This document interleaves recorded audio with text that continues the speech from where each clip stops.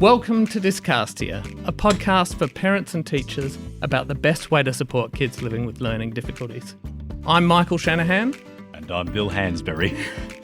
And today we're talking about how do you get training to be a literacy specialist or to teach a kid how to read. But before we start, I'd like to acknowledge that we're casting to you today from the traditional lands of the Kaurna people. You only have to go onto Facebook and look at literacy groups of parents and teachers. You only have to go on there for probably 5 minutes before you find somebody looking for training.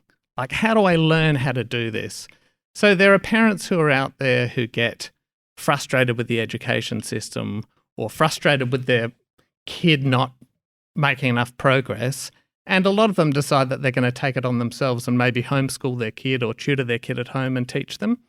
And then there are teachers and SSOs out there who genuinely want to learn more and improve their skills in teaching literacy. And they're out there looking for, what training do I do? So we thought it would be useful to do an episode about exactly that. What sort of training do you need in order to become a competent literacy tutor, teacher, or specialist? Now, we've gathered some people here today because today is the end of part 1 of a training course that Bill, Sally, and Karen run, who are here with us today. So I thought we could start just by Bill introducing the course that he runs, or that you all run, just a little bit of an overview of it, and then maybe, Bill, if we take it around the table and everyone can introduce their role and what they do in the course. Oh, well, okay. So Sally, Karen and I are lucky enough to run a course which is one of lots of, good courses in Australia around what you need to know to become a specialist multisensory teacher or tutor or educator, typically for kids with disorders of reading and spelling. So ours is called Teaching Students with Dyslexia, but it's been around for many, many years. It was originally run by Annette Brock and Alison Playford, who slugged away for years running it for Spelled in various places all over the country, and handed the torch over to Karen, Sally and I, what was it, 5 years ago, 6 years ago? Yeah, something like that. It was 5, yeah. Yeah, so we get the absolute privilege and honour of having people who are passionate about this space. We get teachers, we get parents, we get ESOs, SSOs, school leaders, we get speech and language pathologists. So we get to hang around these people a few times a year, and every year they come with more knowledge. But yeah, so that's the space we get to work in. It's our side gig because we all run our own practices. Karen's an educational psychologist and Sally's a specialist teacher like I am. So, but it's a nice way to spend the other part of our time, isn't it, folks, I suppose? Yeah. Maybe we start with you, Karen, and you could talk a little bit, an introduction of who you are and what part you play in this training course. Okay. Well, I'm an educational psychologist, as Bill mentioned. And I'm in private practice at Fullarton House and have been there I've been in practice for, I think, 22 years now, which is hard to believe. But time flies when you're having fun. And my role in terms of my work is assessing students who come with suspicion of various sorts of learning difficulties or who are having learning difficulties. And my job is to try and tease out what's going on for that individual through thorough testing and trying to tease out their strengths, any particular areas of difficulty for them, to help in understanding why those difficulties exist. Is it part of a learning disorder of some sort or something else going on for them? And then to support that student and their family to understand what's going on for them and how best to support them. And then I put that information together in a report that they can then share with the school teachers and look at the kind of support programs that may be relevant to them and how the school can support them most appropriately. And so that parents can advocate for them as they move forward from one teacher to the next or one grade to the next or on into high school, and can use that information to, hopefully ensure that they're having good success in their learning. Brilliant. So you meet them really right at the start. It is, it really is the start. Identification, diagnosis, and kind of try and give them enough information to set them on the right path. Exactly. That's the way that I view it. Is the start of a journey, really, for them, and hopefully giving them that good straightforward path to follow and an understanding, and essentially, I guess I'm bringing that knowledge base to the program, teaching students with dyslexia, and my role in the program is really, I guess, coming and sharing insights theoretically into dyslexia and what it is, and the underlying core problems that are there that affect the development of reading and spelling skills, and leading that into the key remedial elements and why those are appropriate and important to address the dyslexic difficulties and support that student in moving forward. And I talk about how an assessment for dyslexia is undertaken, and as we go through the program into TSD2, etc., understanding the assessment report and the terminology, which often can be confusing for parents. So trying to break it down to make those documents really user-friendly and working documents, something that can then be taken by a school and put into practice easily, hopefully. Yeah. Okay, brilliant. So that sounds like a big important part of particularly the early training. If someone's going to be a specialist or learn how to teach someone to read, you really need to understand what's causing the issues and, a direct path to how to remediate it. Yes.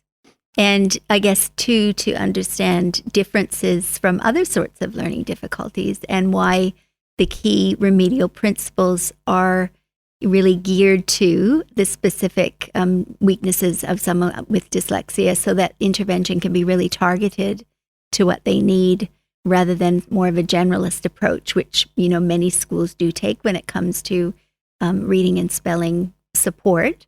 Often that the support is a little bit broader, perhaps, than the very specific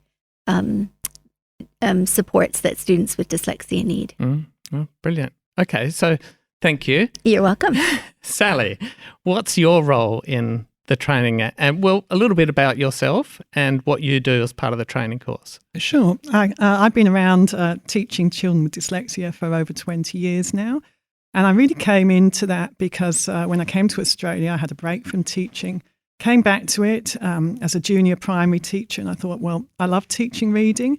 And we did have dyslexia in the family. I thought, I'm just going to carry on and just teach reading. And I thought I knew a lot about reading because I came through college at a time where reading was taught quite well in college. However, I quickly found out that it wasn't sufficient for children with dyslexia. I had some good knowledge, but it wasn't sufficient. So I went off and did the course with Alison Playford at that time.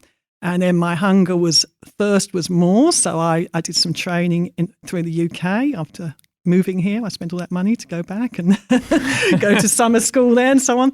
And then gradually built a practice over here doing that. And so one thing leads to another. And over time, Alison and Annette were saying, look, it's time for us to sign off. So they handed it over to Bill and myself and to Karen. And so now, I spend the time with Bill co-presenting, but a lot of my time's in private practice with students from real littlies right up. So at the moment, I've got an adult as well. Oh. So it sounds like you've done a huge amount of training. Yes. Like that sounds like a lot of training. It's not something that you can do like a 3-hour course. No. And I feel manifestly inadequate in her presence. The interesting thing was, when I lived in the UK, I lived very close to what was called the Dyslexia Institute then. And my sisters, I was going through a bit of a downtime in my teaching career because they suddenly switched over to whole language and so on, and it just wasn't cutting it for me and my students who were second language kids, and I was a bit disheartened. My sister said, "Oh, you should do this training." I thought, no, I'm not going to do that. So of course I come over here, and some years later end up spending twice as much and going back and doing that over there. And it's just once you start on this journey and you see what the children need, that you just want to increase your knowledge and then your skills. To be able to deal with the children, because what I had was pretty good, and I still use some of that practice now, but it wasn't sufficient for working with children with dyslexia. So, I needed to upskill myself, and that went on to further training and then further development of things with Bill and so on. So, I guess if you give up wanting to learn more, it's about time you hang up your teaching shoes. And so, what's your role in the course? So, in the course, Bill and I probably shared a load of the presentation of the lectures, and I think Bill is fantastic at holding all that research in his head. I'm not so good at holding all the research in my head, but I think I come in, more on the practical side of things. So we sort of have strengths and weaknesses between us, I would say. I would have said you and Karen hold the show together, and I just kind of ride on your coattails. Oh, no, I don't think so. And so, Louise, welcome. Could you introduce yourself and what role you have in this course? So, my name is Louise Hanrahan, and my role is advocate. So I come along as a massive advocate for the bridge between the theory and the practice, and how participants who graduate from this course can use that. And the way I found myself into this space, I was listening to you, Sally, and I have so many parallels with your story and how I arrived here, is that it was a family joke, dyslexia, and I don't know, I didn't even get the joke, to be honest, because I really didn't even know what dyslexia was until my children started going to school. So my eldest, there's only 12 months between them. So Mac blitzed through reception year 1, no dramas, off he went. It wasn't till he had to write in year 2 that turned into something I needed to know about. And at the same time, Violet was in reception, and I remember coming home and I had a simple activity. It was an onset and rhyme activity, and we just had to put the coloured onset and rhymes into the right basket, and it was meant to be fun. Okay, so what is an onset and rhyme? So it's just chunks of sound, so where the last section of the word rhymes, so bun, fun, run. So we were just doing a placement of that. So we had all the un words in one basket and all the it words in one basket. And that turned into a hysterical meltdown, that game, that family fun time. And it wasn't right. And I thought, this should be easy. This should be actually just fun. And then I also have that dual thing of the shame of being a teacher and a junior primary teacher for about 15 years at that point. And I was like, I did not know what was going on, what the problem, why, because she couldn't segment these words into their onset and rhyme. The discovery of the phonological chord deficit. Yes. I didn't know that's what it was called though, Bill. I didn't have the knowledge base to address what was happening. It was a flag. And amazing school teacher who she's active and engaged and it will come. And I'm like, And then year 1, it still wasn't arriving. And she was becoming a brat, really quite rude to people and developing self-coping strategies that were not compliant in a school setting. Not compatible. No. And so I went off and had a educational psychological assessment, and the great good fortune that Alison Playford's name was on the recommendation after the diagnosis of dyslexia, and that was mid-year 2. So that was quite a number of years of me floundering before I found out what to do. So I came to teaching students with dyslexia 1, and I jumped on the steep learning trajectory. Yeah, it is a steep learning trajectory, isn't it? Yeah. And so what do you actually do in the course? Well, not much. Not much, no. No, I don't. Don't you talk it down. I'm here as a very honoured invited guest. Yep. And I remember sitting at the end of this course being so overwhelmed by all the things I didn't know. And primarily I was using it for Violet to help Violet as a parent. But obviously I'm a teacher, So the ways that I could use this knowledge in my classroom to help other kids, I mean, it was a no-brainer. Like, it had to be done. So I was very lucky. And so I see my role in the course as really being that cheerleader for the graduates to use what they have in any capacity, parent, school support officer or teacher, leader.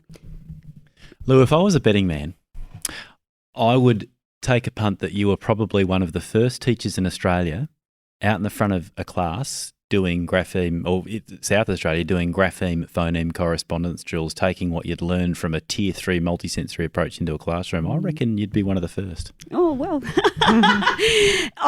You know what excites me about that is that now we have developed courses at statewide level that is run-of-the-mill. That has to be an element that you teach when you're teaching phonics and spelling. Reading, it's a part of the reading. And we now know that encoding, decoding, it has to be combined.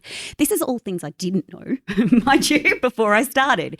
So this course, it really changed my life and my children's life and my students' life. So you say you have a small part, but I did this course and it's quite a few years ago now, and I still remember your presentation at the end of the course. And I remember it because I was sitting in this very room, feeling utterly overwhelmed and feeling like I can't do this. Like, this is, even after focusing on it for 3 days, I felt like this is too hard, which kind of says two things to me. It says, if I'm finding it that hard as a grown adult who's spent my life in communications, as my career, imagine how hard it is for a kid. Yeah, right. First starting out. So I think that for me, you coming and saying, I remember you saying that you felt the same after you'd done that first, that feeling of overwhelm like you were saying just then. And that was such a relief for me to go, okay, it's not just me. Everyone finds this hard. It is a really complicated thing. Karen and Sally, we make this too hard, clearly. High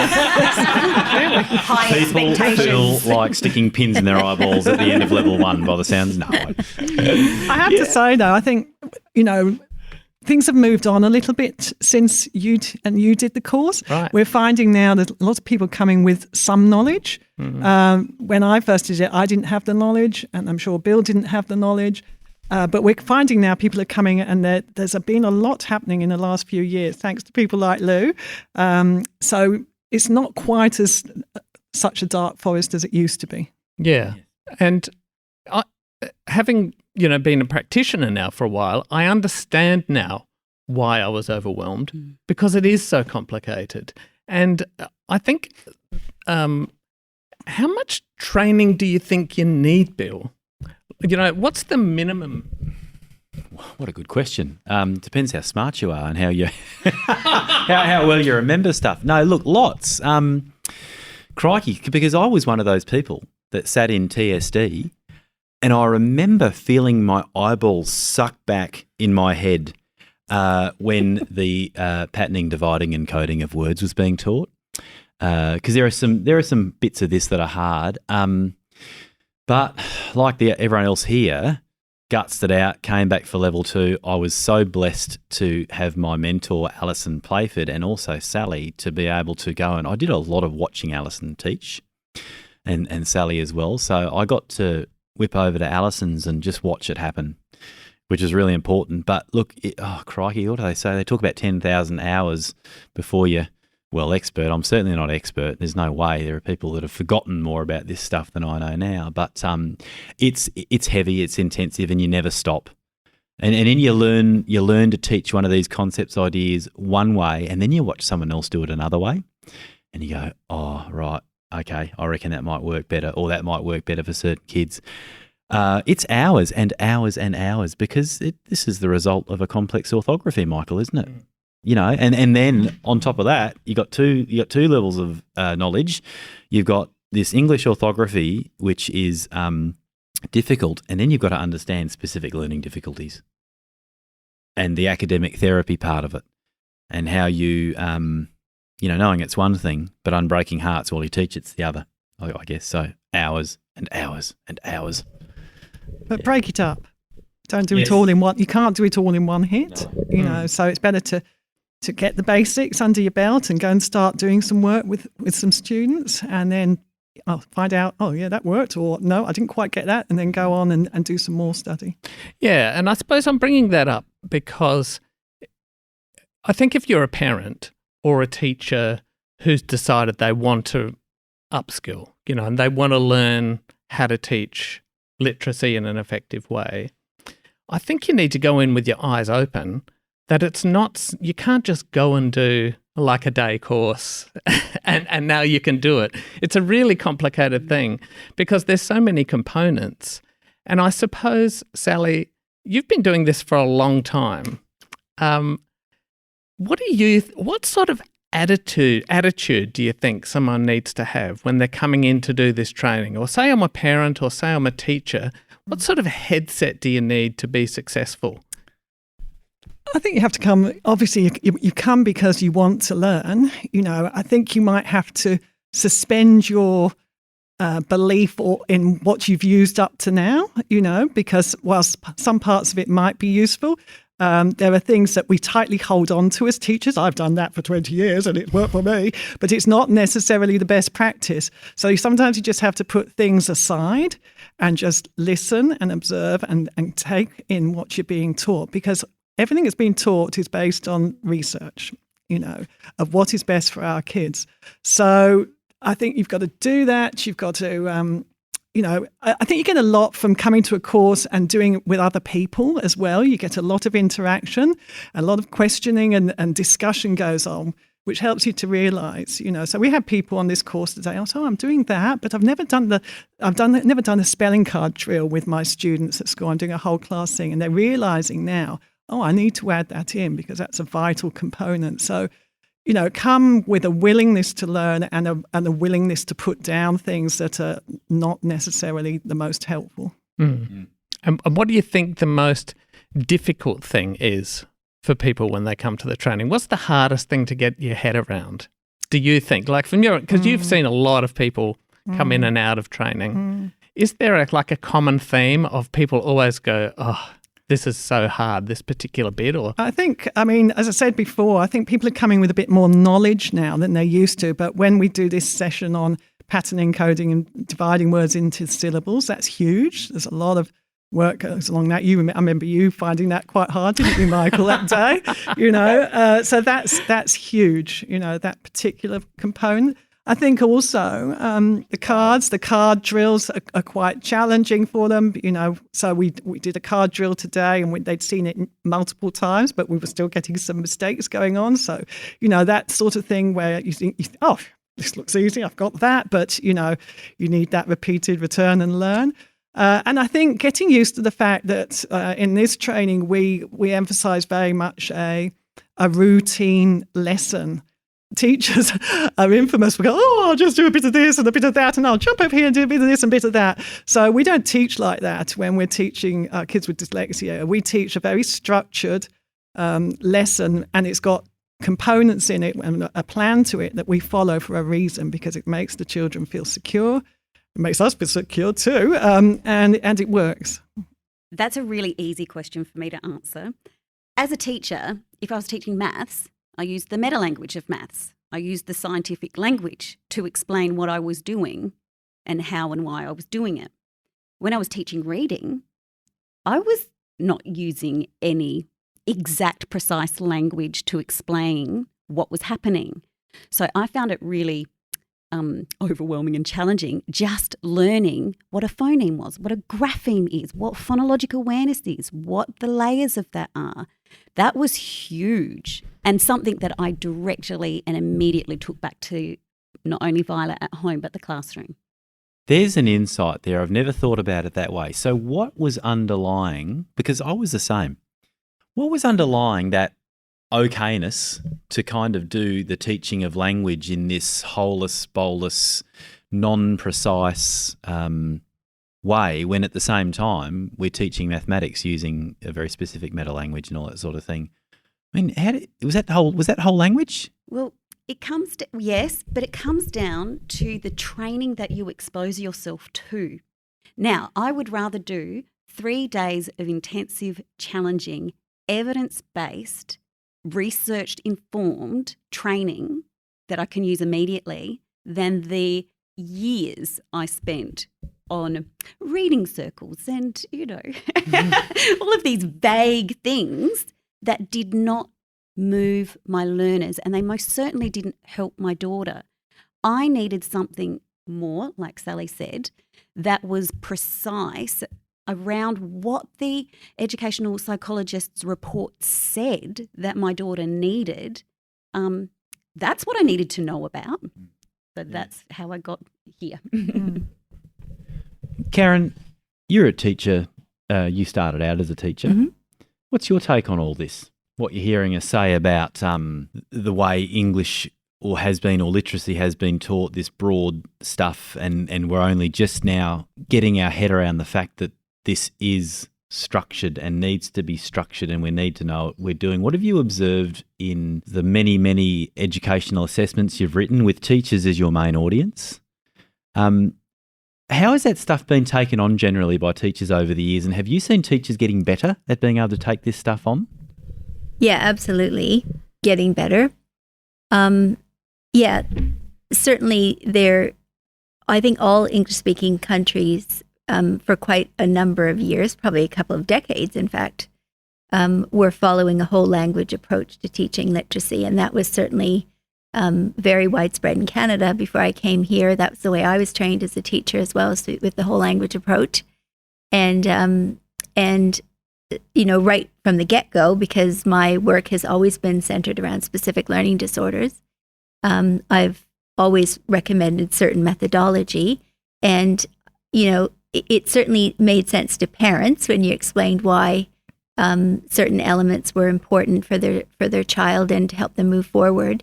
I did find that teachers were receptive to it in principle, but did not necessarily have the skills or access to programs to be able to put it into practice in I guess, a consistent way, or from one year level to the next year level.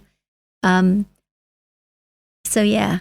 How important do you think it is for people, who are learning about this to consider the psychological components that dyslexia brings for kids? The psychological, emotional challenges that it might bring for kids who are living with dyslexia? Well, I think it's very important. Certainly, a lot of children, by the time that they come for an assessment, have had varying previous assessments of varying kinds, whether it's assessments for certain interventions at school, or whether it's assessments with a speech pathologist, occupational therapist, etc. So, and often they have been through varying sorts of supportive programs, or programs that were intended to support them and help them improve. That can take a toll on kids, certainly, in terms of I guess, not necessarily helping them move forward as they expected, and sort of further undermining their confidence, and the difficulties that they have day to day in terms of managing literacy-wise in the classroom and tackling their schoolwork, keeping up with their peers, is something that certainly can affect their self-efficacy. They're contributing to things like learned helplessness, or feeling anxious about how they're going, or their inability to keep up with their peers.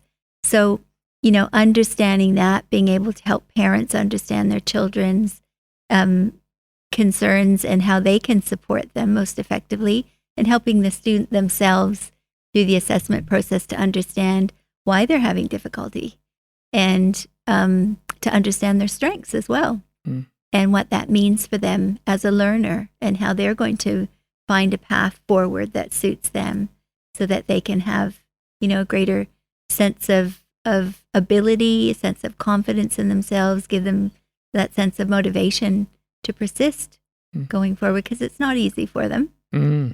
So as a parent, are there things they can do to create a more supportive environment for kids that might be living with learning difficulties? At home? Yeah. You mean? Yeah. Well, There are. Certainly.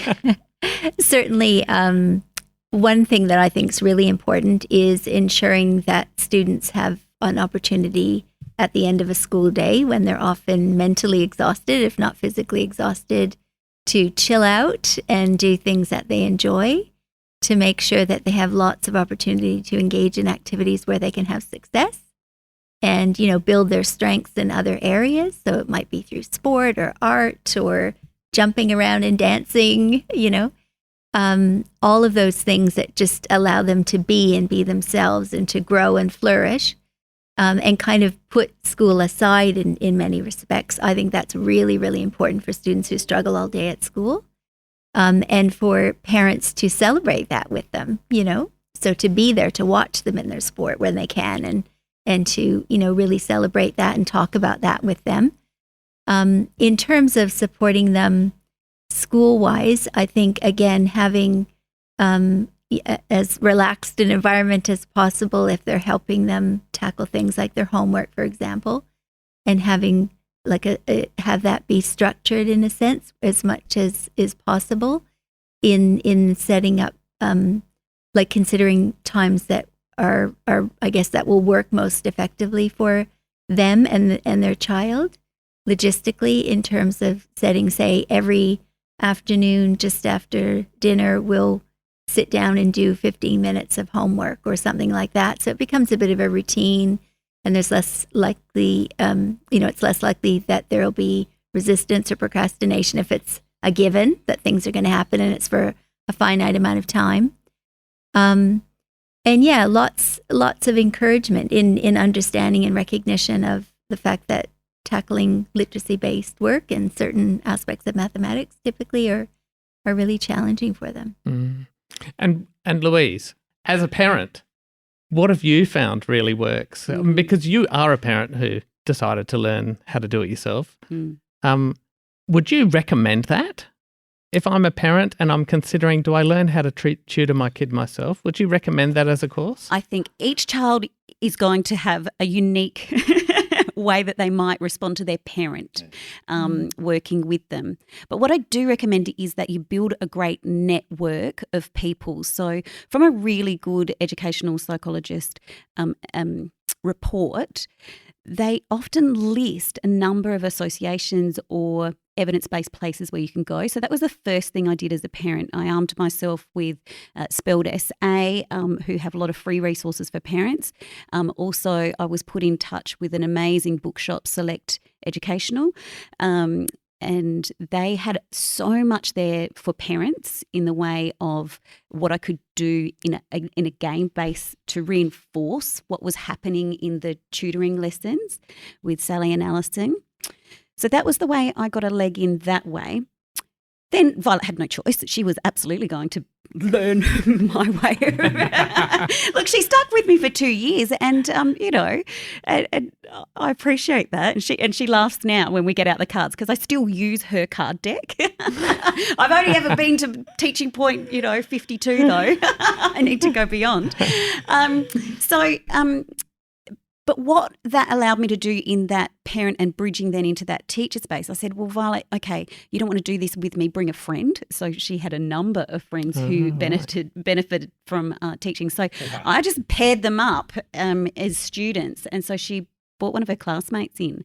And so we kept on going. And I was lucky because the school allowed me to do that during class time because I had enough evidence and I was able to gather my teaching and my parent, collective information there to say to the school, well, look, I can voluntarily do this, a couple of times with these kids. And then it became something that other parents were interested in because what was being offered at the time was not supportive of students with dyslexia. So some parents don't want to get into that murky water of being a teacher and a parent.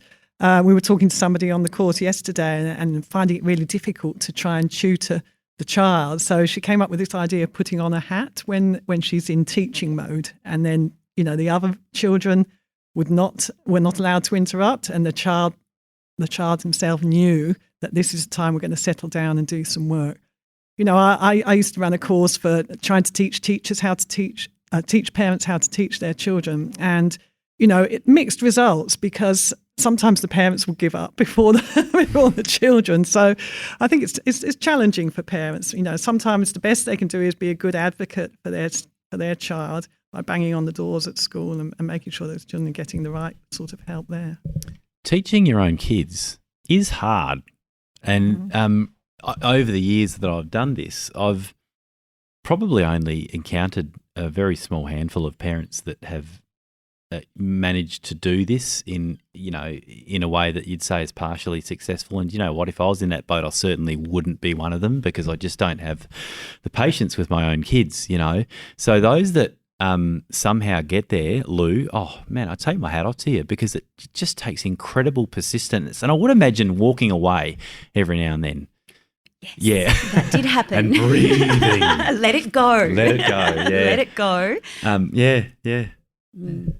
It sounds like the general advice is, if you're a parent, to have a good think about whether it's something that you think you could do, with your kid, depending on your relationship, because parent-child relationships are tricky, because there's so much more to it than just the learning component. Even if a parent comes along and gets the why of what is happening in the tutoring, you will absolutely make sure the card deck is done, the reading cards. You will absolutely make sure that practice is being done, because you know the why of how that unfolds later in life. Sure. So I had absolute blessing to watch Alison do the lessons for a year and a half before Violet left her expertise and worked with me.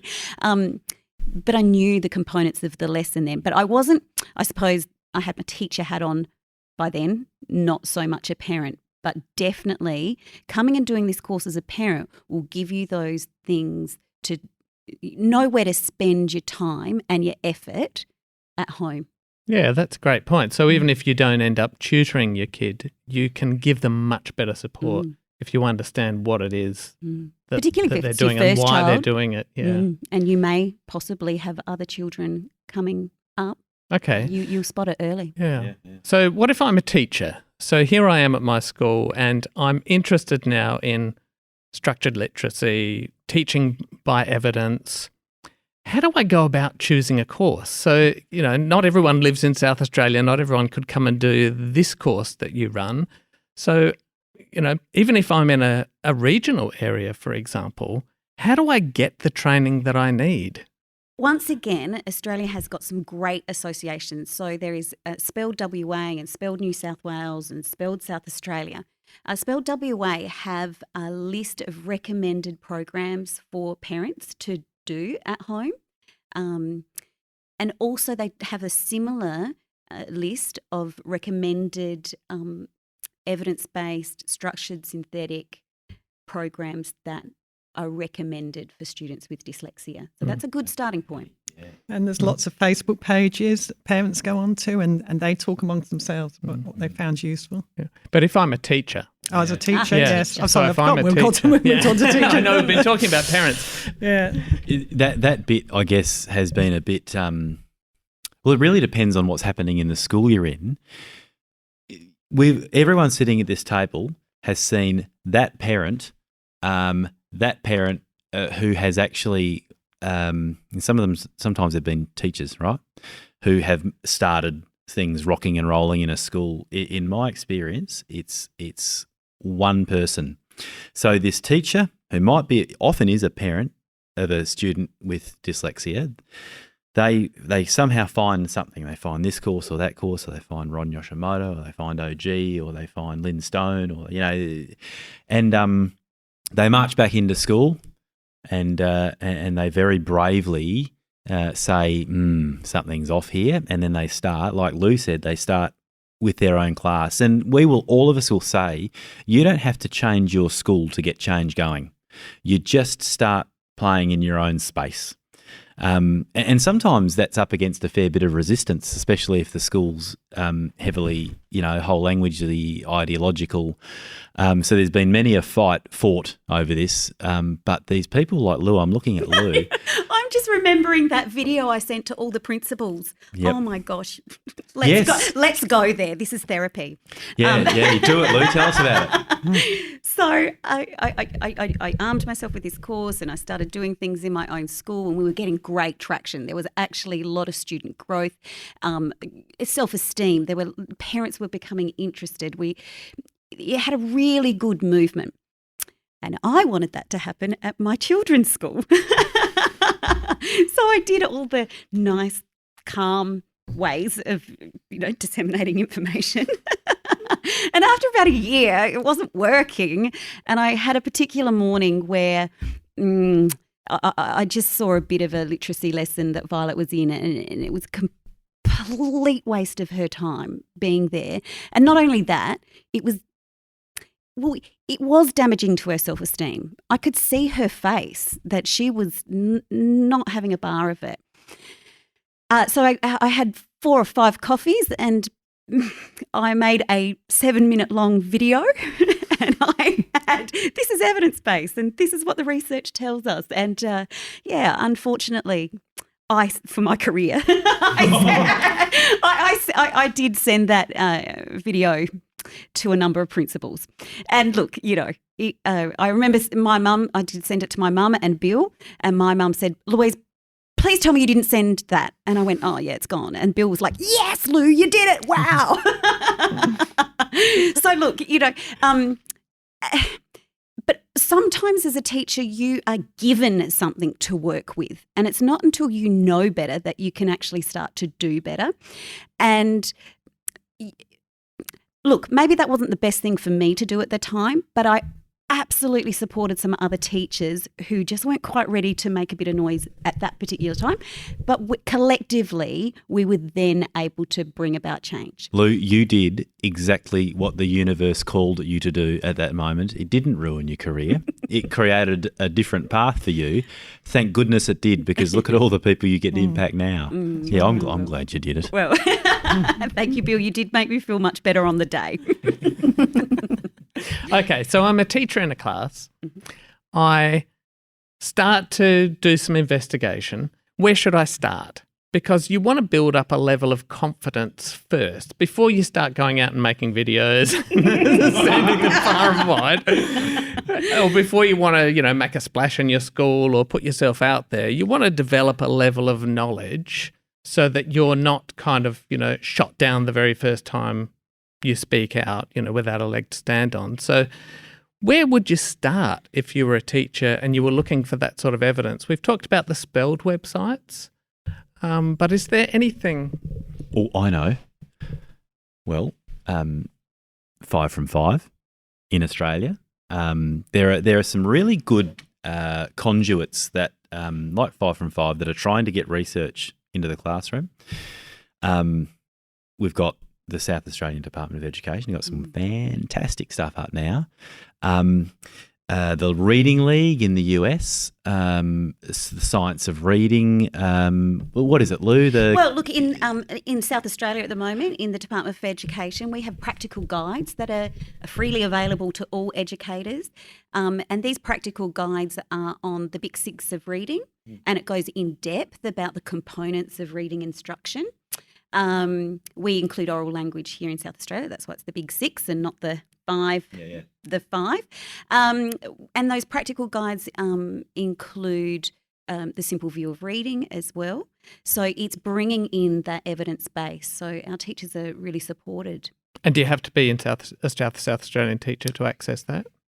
I believe it's freely available on the department website. So yes, but it's there to be shared.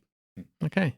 Sally, what do you think about if you were starting out as a teacher, where would you go? What are your thoughts on that, on how do you start making a change as a teacher? You mentioned before that some people come to the training and one of the most difficult things they find is, changing the way they're teaching. What sort of advice would you have for how to go about I think that mindset? How do you break that barrier? It's very tricky. I think you find a peer and do it together, or go and find somebody to watch who's a step ahead of you. Like we all do it when we're learning something. We copy, don't we? Who's got it going? Go out to there's visits to schools where they're getting this work going. We've had that happening here in South Australia where there's really good practice happening. So if you can get yourself along to that gives you a start.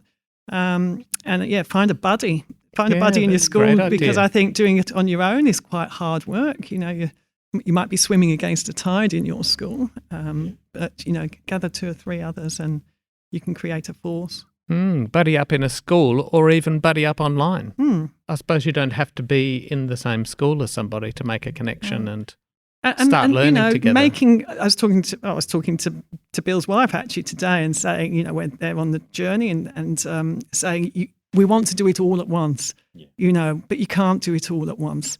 What's one thing you can put into practice for this term, to get things moving? And then when you've got that working properly, what's the next thing? It's not a quick fix, unfortunately. So we have to, do that whole thing of the elephant, one bite at a time. Yeah, that's interesting. It's important you say that. This stuff is so darn addictive when you start to bring this into classrooms, and you do pretty quickly, like you said, Lou, see things start to shift in how kids are learning, and we do want to do everything straight away, but we're only human. It is a really big job changing the direction of a whole school. But of course, as soon as we see something work, crikey, we want to be all over it, don't we? And that can be quite alienating to other members of the staff if you're just going, we get rid of this and get rid of this, So you have to be, use a little bit of discretion and discernment as to what you're going to tackle first. And it's so big. And I remember advice you gave me, Bill, because when I was here starting my training and freaking out, it was during a lunch break, and I was thinking, when do I start? Because I hadn't started tutoring because I didn't feel like I knew enough. I did that first lot of training, but I didn't start. I didn't start until I did the second lot of training because I just didn't feel confident enough. I didn't feel like I knew it enough, even though I'd been doing a whole lot of work on it. And the advice you gave me was just to start and just be 1 or 2 steps ahead of the kids.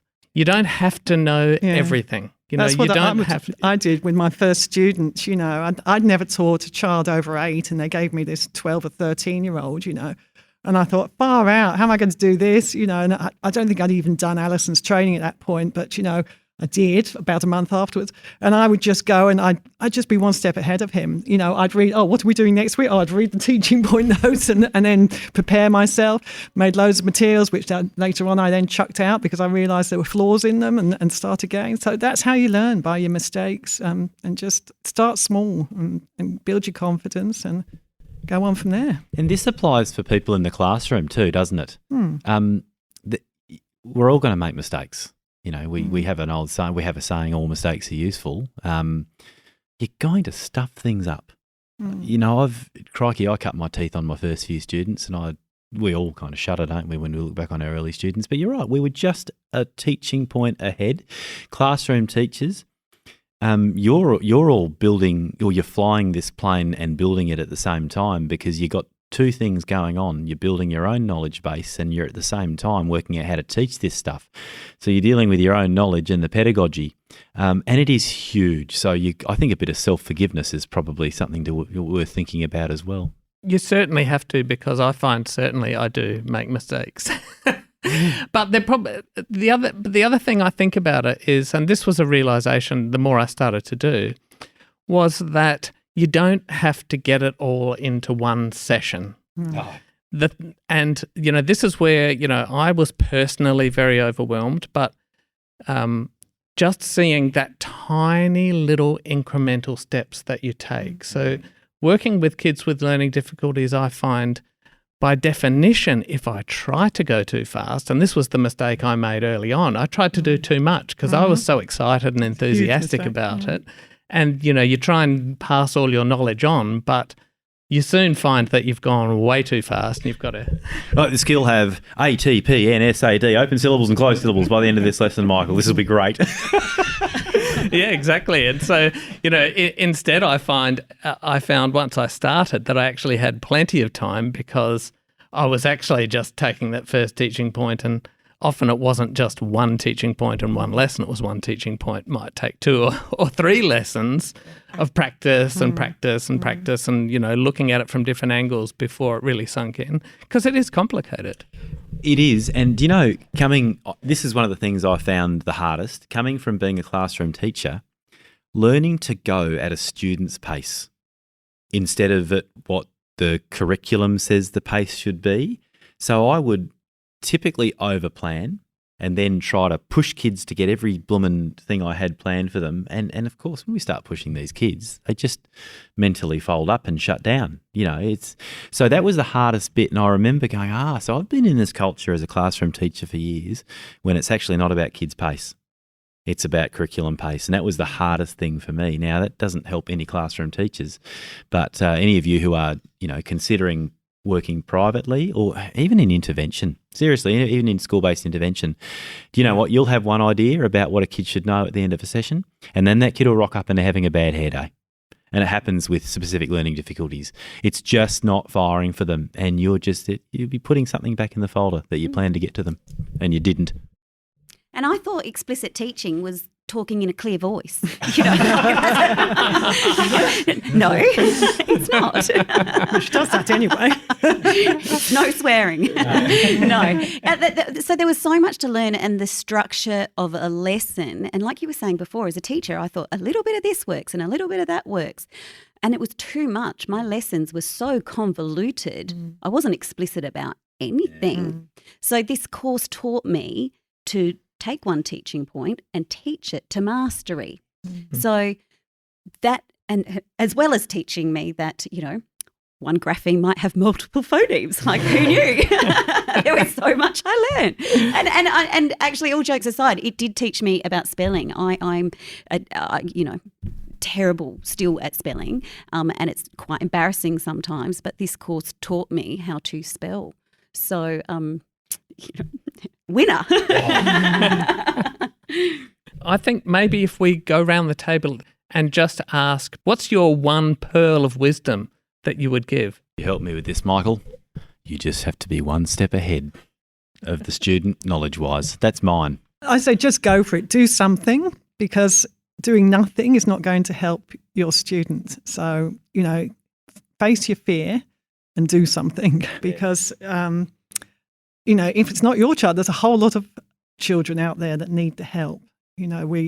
It's been wonderful to watch so many children now are getting good intervention through schools, but there's still not enough people out there who are able to deliver tier 3 type of intervention. My advice is use your networks, call on them to team up, buddy, plan a lesson, watch each other, send each other videos of your lessons, use that network, and don't worry about making mistakes, because you need to. You need to get something wrong sometimes for it to stick. Yeah. That's right. So, yeah.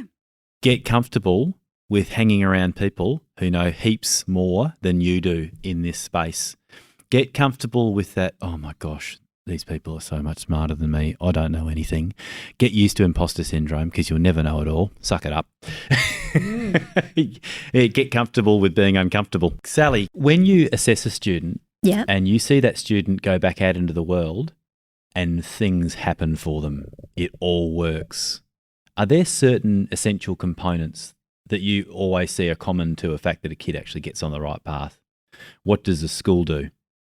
What do you see the parent do? What makes it work for a kid after an assessment if they get on a good trajectory? I think the students who do the best are the ones who have teachers who are positive and encouraging with them, where they, again, have parents who are behind them in terms of reinforcing and doing review and practice, and where in the school they have a good remedial program for them or outside intervention. So that good, structured, cumulative, multisensory, phonics-based language instruction, that core content that's so important for supporting students who are struggling with literacy development. Well, thank you very much, everyone. Brilliant to talk to you. Thanks so much for your insights. If you want to find any of the references or the things we've talked about, we'll be putting together show notes and links on our website, discastia.com. And remember, you can share this or subscribe on our website to keep up to date when we release a new episode. Thanks, everyone. Thank you. Thank you. Blessed to be among such esteemed company. Thanks, folks.